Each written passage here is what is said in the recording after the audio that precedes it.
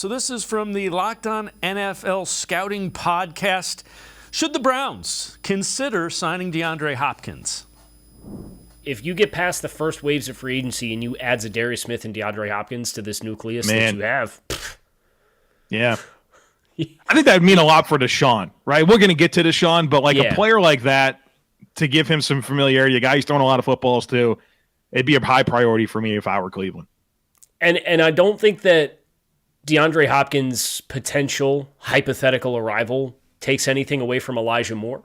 No. I think that those reps probably come at the cost of Donovan Peoples-Jones, who's a good player. Right. We both graded him as an adequate level starter. I loved him coming out of Michigan. I had a second-round grade on him coming out of Michigan. Still really young, too. Yeah. Yeah. So, there is some long-term there, but you'd certainly like to think that a guy like DeAndre Hopkins, for these young receivers like Cedric Tillman and Elijah Moore and David Bell and Donovan Peoples-Jones, they would benefit from having Amari Cooper and DeAndre Hopkins as two really good route runners. And Nuke has made so much of his killing on option routes, working from the slot, kind of identifying post-snap, and kind of those football instincts of Cooper and his route running and stems to make everything look the same until it's not.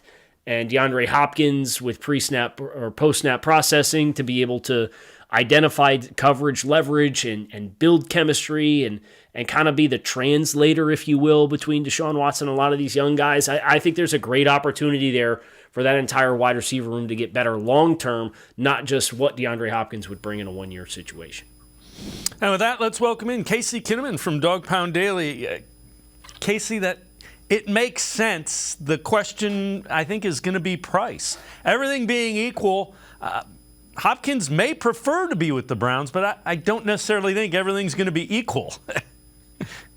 Yeah, they only have $15 million to spend, and they're going to be judicious with it. For me, it boils down to one thing. Is Deshaun Watson behind the scenes pounding the table to Andrew Berry saying, hey, get this guy, I have to have him? Because if that's happening, then all your eggs are in the Watson basket. You got to do what you got to do to make him comfortable. But I think if that was the case, they would have made a trade for him. Andrew Berry doesn't want to pay market price for anyone. He'll prefer to make a trade if he can, because that's where he gets the best value in return. And he's been on the trading block this entire time, and there was no talks. You didn't hear anything leaking that Cleveland was trying to make a deal for DeAndre Hopkins. Still leads me to believe that behind the scenes, Deshaun Watson is not saying, hey, this is a thing I have to have.